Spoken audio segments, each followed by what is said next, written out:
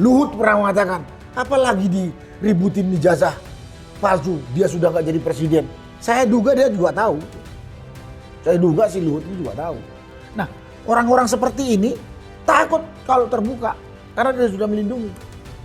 Bayangkan aja dari wali kota 2 periode sampai kemudian gubernur, sampai presiden 2 periode. Banyak yang mengetahui ini. Banyak pihak yang mengetahui ini. Ya paling gampang, dugaan yang paling kuat diduga itu adalah Pratikno yang mengangkat si Opa jadi rektor, kemudian si Opa bertahan sampai sekarang. Dan lain-lain banyak sekali. Itu KPUD Solo, KPUD DKI, KPU Pusat, termasuk Bawaslu Solo, Bawaslu ini, DKI dan Pusat. Kalau terbongkar, kalau dibuka itu palsu, itu ikut bertanggung jawab. Iya, ini Pak Narko memang kasus ini sejak awal sudah aneh begitu ya. Karena sejak aduannya aja sudah aneh begitu. Karena gini, kalau ada orang mengadu, iya uang saya dicuri, ada si A mengadu uang saya dicuri si B 1 juta begitu. Kan dia harus membuktikan ke polisi bahwa dia punya uang 1 juta yang dicuri begitu ya. Harus ada bukti-buktinya nih. Uang saya beneran, saya punya uang 1 juta. Tapi ini nggak gelap uangnya, memang ada atau enggak ada, pokoknya lanjut aja dan tidak pernah dibuktikan bahwa memang ada pencurian itu ya, bahwa ada uang 1 juta yang dicuri. Ini kayak kasus ijazah palsu ini, nggak pernah dibuktikan bahwa memang ijazahnya itu asli, tidak seperti yang dituduh atau yang dibahas oleh Roy Suryo begitu Pak Narko. Nah, kalau Pak Narko bilang peran Prabowo sendiri ini bagaimana, benarkah ini adalah misi terakhir Listio Sigit, jadi kayak dikasih kesempatan oleh Prabowo, udah selesaikan dulu dah PR-nya gitu, nanti diganti. Makasih Bu Rahma. Assalamualaikum warahmatullahi wabarakatuh. Teman-teman nih, Pak Marwan, Pak Mursalim, dan saudara-saudara sekalian sebangsa setanah air yang saya hormati, saya muliakan. Masalah ijazah palsu ini terakhir ini menurut saya sudah bukan kasus hukum ini. Ini kasus politik ini. Pihak penguasa sekarang ini, atau ya yang berkuasa sekarang ini, menurut saya banyak yang terlibat dengan kepalsuan ijazah Jokowi. Saya katakan langsung ke percayaan, karena saya sampai sekarang meyakinin, ya kalau nggak 100%, 99,99% yakin saya ijazah Jokowi ini palsu atau tidak ada. Mudah sekali kok, itu menurut saya nggak perlu melalui penelitian seperti yang dilakukan oleh teman-teman yang namanya RRT ini. Dari fisik ijazah itu saja sudah mudah dilihat. Fotonya bukan foto dia. Bahkan ada temennya yang lulusan Fakultas Kehutanan UGM tahun 85 itu dibuat pada bulan Mei, dia bulan November.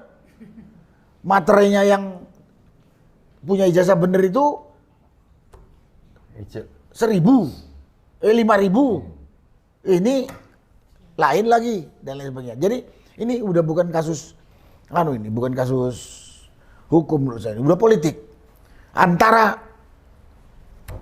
penguasa yang berkhianat terhadap tugas pokok dan tanggung jawabnya kepada rakyat, pemegang kedaulatan negara ini, pemegang kedaulatannya yang telah ditipu oleh Jokowi. Jadi Jokowi ini naik itu sudah naik jadi wali kota, gubernur sampai ke presiden ini sudah menggunakan ijazah palsu yang dirancang oleh dia dan kelompoknya. Bayangkan aja dari wali kota 2 periode sampai kemudian gubernur, sampai presiden 2 periode. Banyak yang mengetahui ini. Banyak pihak yang mengetahui ini. Ya paling gampang, dugaan yang paling kuat diduga itu adalah Pratikno yang mengangkat si Opa jadi rektor, kemudian si Opa bertahan sampai sekarang. Dan lain-lain banyak sekali. Itu KPUD Solo, KPUD DKI, KPU Pusat, termasuk Bawaslu Solo, Bawaslu ini, DKI dan Pusat. Kalau terbongkar, kalau dibuka itu palsu, itu ikut bertanggung jawab. Dan banyak kelompok yang melindungi, termasuk pejabat-pejabat lah. Luhut pernah mengatakan, apalagi diributin ijazah palsu, dia sudah nggak jadi presiden. Saya duga dia juga tahu. Saya duga si Luhut ini juga tahu.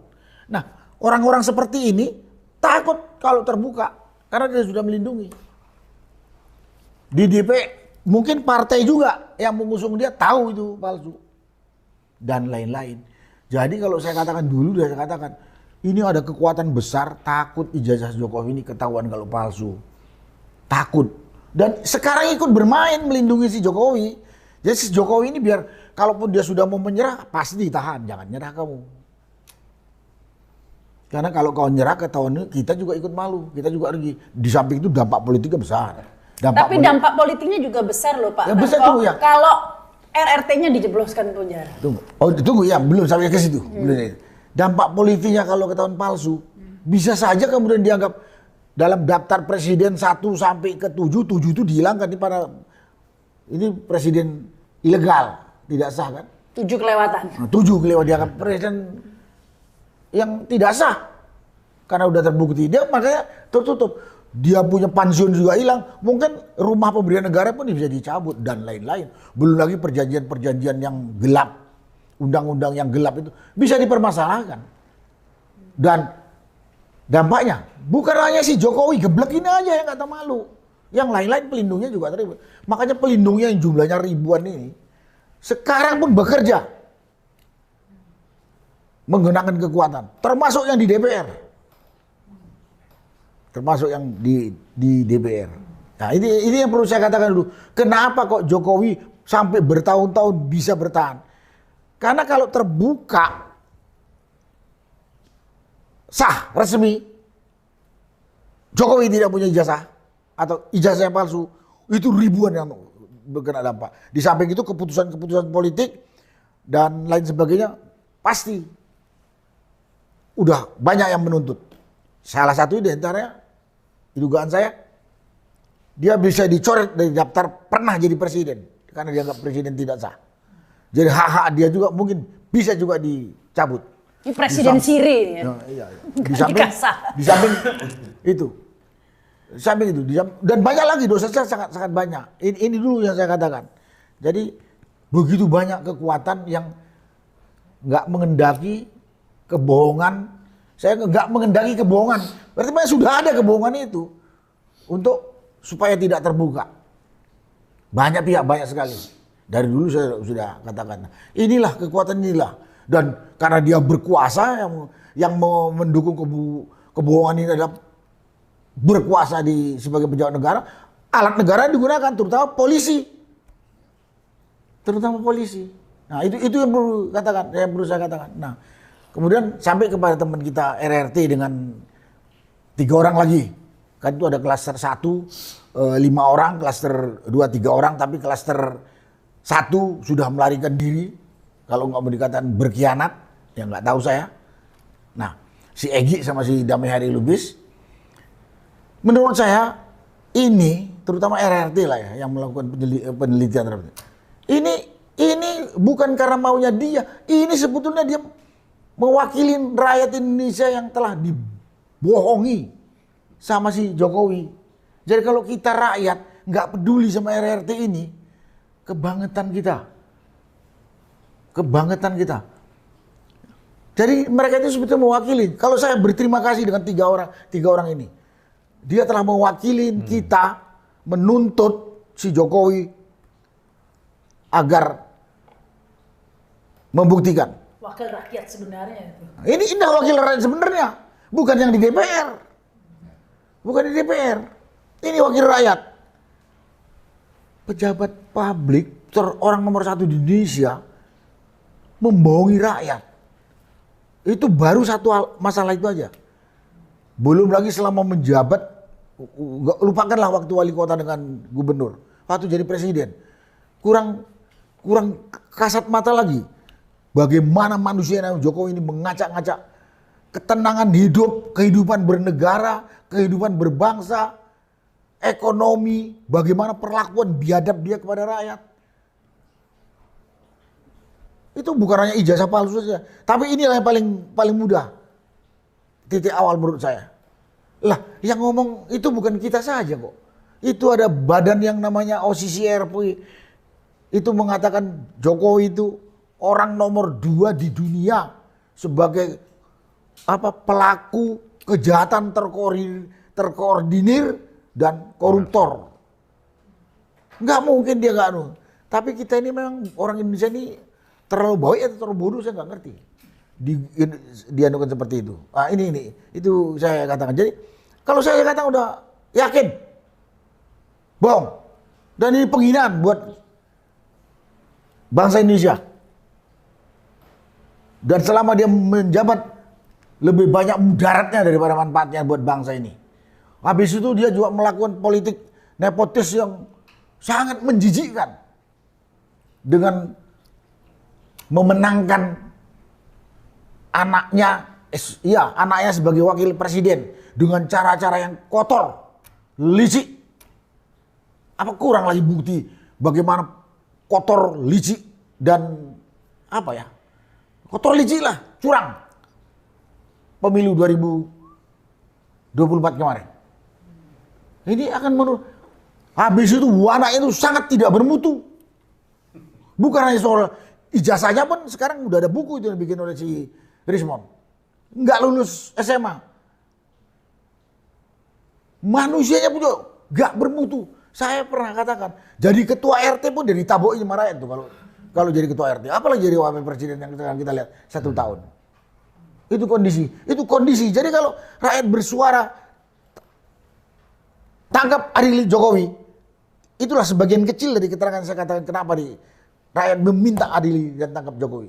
Kemudian Mike Gibran, itu hasil upaya atau kegiatan melanggar hukum atau biadab dari bapaknya sampai dia jadi wakil presiden dan nggak bermutu, kompetensinya nggak memenuhi syarat sama sekali untuk jadi wakil presiden. Nah, kemudian berkaitan dengan ini, saya katakan masalah ini sebetulnya juga bukan masalah yang susah diselesaikan. Tinggal nanya kepada si Anu ini kok. Tapi ya itu tadi, banyak sekali yang menjaga si Jokowi. Jangan kau mau ngaku. Karena kalau kau ngaku, kami juga ikut rugi dan malu. Itu dia juga limbung lah kayak gitu. Dia juga tapi semua ini mudah.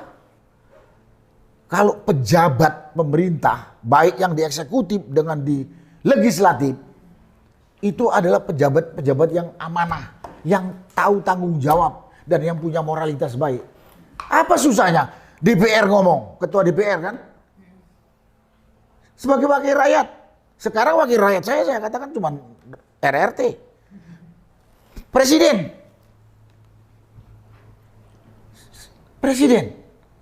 Kalau dia bilang sama penegak hukum, polisi, sekian tahun nggak bisa ketahuan ijazah si Jokowi itu palsu atau asli. Selesai itu 1 hari. Tapi memang saya sampai sekarang nggak punya harapan kalau Prabowo itu berani. Kenapa bilang? Ini waktu rapat di Gerindra dulu, waktu Prabowo ngomong hidup Jokowi. Itu dia kan sebetulnya menutup, karena waktu Jokowi datang itu audiens rapat itu kan sebetulnya agak mengejek si Jokowi juga kan, gitu kan. Ditutuplah sama omongannya Prabowo yang bilang hidup Jokowi. Satu itu. Yang kedua, Prabowo ngomong ini guru politik saya. Berikutnya katakan ini hopeng saya. Namanya hopeng. Jokowi guru ya, Prabowo ngomong Jokowi itu guru politik dia. Terakhir ini dikatakan Jokowi itu hopeng saya. Namanya hopeng, sahabat karib, segala macam. Jadi ya itu. Jadi kalau saat ini yang paling bertanggung jawab kondisi tentang ijazah Kisru itu Prabowo sebagai presiden. Dan ketua DPR, anggota DPR. Karena dia harusnya bersuara menyampaikan aspirasi rakyat. Harusnya dia panggil Roy, RT sini. Kan udah hal interpelasi lah, hal investigasi. Tapi kan dia semua. Tapi semua ini sudah terkooptasi sama si Jokowi. Jokowi ini mau dibilang pinter, mau dibilang licik, bisa. Kalau saya bilang licik. Jadi Jokowi ini begitu duduk jadi presiden, apa yang dilakukan? Membuat pertahanan diri. Kenapa saya bilang membuat pertahanan diri? Dia tempatkanlah pejabat itu adalah orang-orang dia. Mau dongok, mau tolol, mau gendeng, diangkat. Lihat aja yang jadikan bupati, jadikan komisaris, jadikan Kapolri, jadikan Panglima TNI, jadikan kepala staf angkatan. Dia cari orang-orang yang dia yakinin orang dia. Tidak ada yang namanya cek kompetensi, itu nggak ada. Dan itu dilanjutkan lagi dengan Prabowo. Itu kan namanya membuat pertahanan diri. Sehingga kalau nanti rakyat ribut, wah gue kan udah banyak yang ngelindungin nih teman saya. Itu pemimpin pengecut, pemimpin licik, pemimpin yang hanya memikirkan dirinya saja. Masa presiden mau dari Jokowi, Prabowo sekarang nggak dengar suara rakyat dari Sabang sampai Merauke sana? Nggak ada kan? Karena dia pikir yang penting gue duduk. Emang nggak ada. Dan yang penting nggak ada orang berani ganggu gue. Karena saya kuat. Bukan mau bangun bangsa kan gitu. Bangun bangsa itu cuma bungkus saya sedikit lah gitu. Hanya untuk menutupin ini. Wah saya udah lakukan ini, saya udah lakukan ini. Kalau Jokowi selalu mengatakan Bapak infrastrukturnya sekarang banyak yang mangkrak, banyak yang belum diperlukan sekarang. Kenapa saya katakan gitu? Jalan tol Banda Aceh Medan itu sampai Pidi sekarang. Kalau saya lewat sana tuh, mobil yang lewat cuma 2 mobil, 3 mobil, 4 mobil. Nggak sampai 10 mobil. Memang belum diperlukan. Pokoknya kalau bangun tuh kayak asal bangun. Asal gitu. bangun. Masa itu ada tol ke Bandung katanya 45 menit, terus ngapain dulu bangun bus?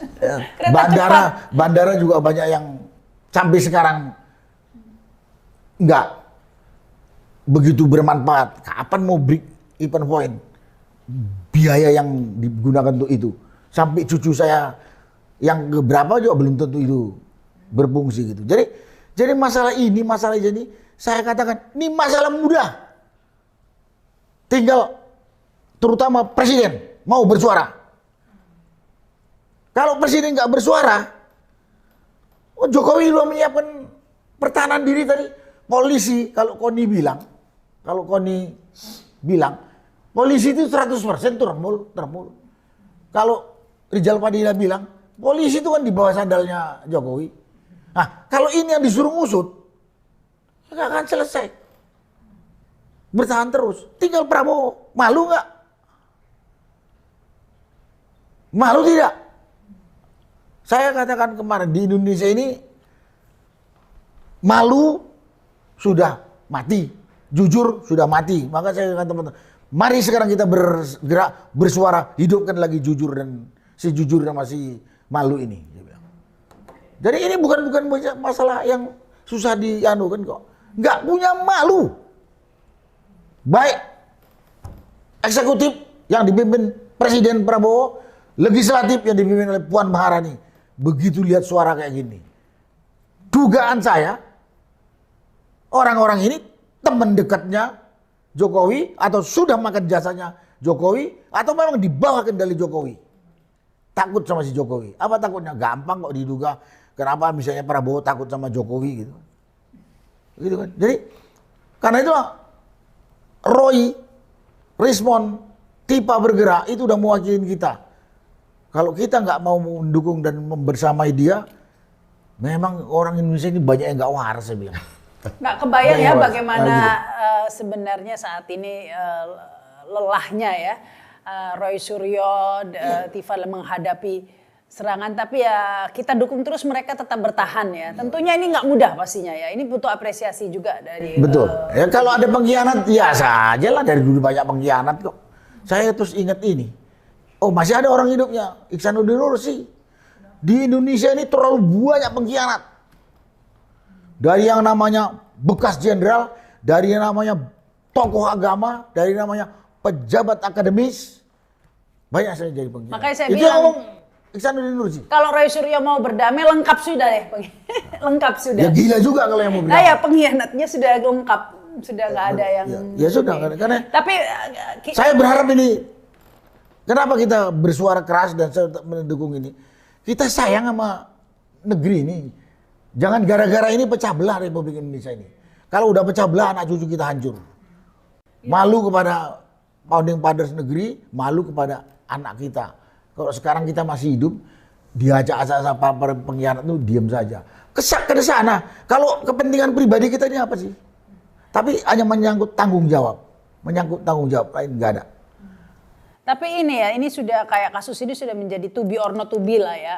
Karena Pak RRT ini juga sudah semakin jauh ya, melanjutkan lagi ke Gibran ini nanti. Jadi nggak akan selesai. Ya nggak bisa, nggak makin bau.